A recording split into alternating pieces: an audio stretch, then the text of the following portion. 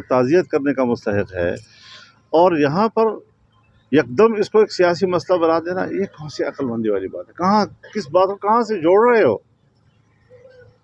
کس کو کہاں سے جوڑ رہے ہو؟ اور اگر یہی بات آپ نے کرنی ہے اور آپ کو کاؤنٹر کیا جائے، آپ ہی کے خلاف سوالات اٹھا لی جائے، پھر کیا کرو گے؟ تو دوسروں کی طرف ایک انگلی جو ہے بڑھانے کے بعد پھر آپ کی طرف بھی مولانا صاحب، آئی ایس پی آر کی جانب سے آج پریس کانفرنس کی گئی۔ پریس کانفرنس میں کہا گیا کہ عمران خان نے مارچ میں آفر کروائی تھی کہ آرمی چیف جو ہے غیر معینہ مدت تک جو ہے توسیع لے سکتے ہیں، اس حوالے سے کیا کہیں گے؟ یہ تو اس نے کیے ہیں، اب ہم تو نہیں کہنا چاہتے تھے ایسی بات۔ جو چیزیں راز کی ہے اور پھر ہمارے سے متعلق نہیں ہیں، اداروں سے متعلق ہیں، ہمیں پتہ تھا لیکن ہم تو نہیں کہنا چاہتے تھے ایسی بات جی۔ آج تو ساری چیزیں تشت تمام ہو گئی نا، اس کا اصل چہرہ جو ہے وہ روز بروز آپ کے سامنے واشگاف ہوتا چلا جائے گا۔ یہ ایک تسلسل کے ساتھ وہ واشگاف ہوتا جا رہا ہے، بے نقاب ہوتا جا رہا ہے، اور یہ وقت کے ساتھ ساتھ انشاءاللہ ہم اس کو کیفر کردار تک پہنچائیں گے۔ ہم نے بھی یہ عزم کیا ہوا ہے کہ اسرائیل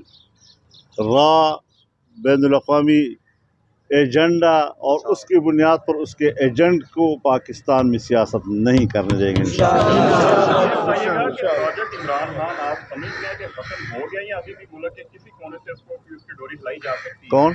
عمران خان کا جو پروجیکٹ تھا وہ آپ سمجھتے ہیں کہ ختم ہو گیا یا ابھی بھی؟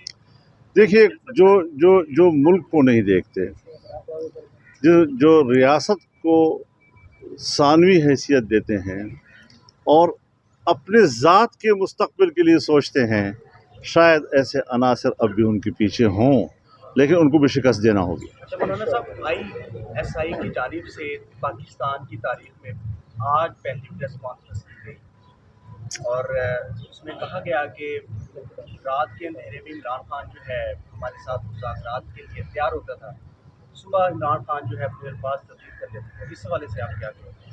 بالکل حقیقت ہے، یعنی جو عمران خان کی اصل حقیقت ہے آج اس کا صحیح چہرہ دنیا کے سامنے رکھا گیا ہے۔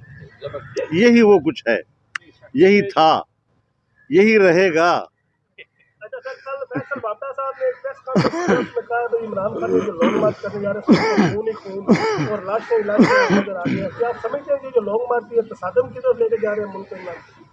دیکھیے، بات یہ ہے کہ ویسے بھی اس کے ساتھ لوگوں نے آنا نہیں ہے۔ میں پہلے بھی کہہ چکا ہوں کہ اس کے ساتھ جو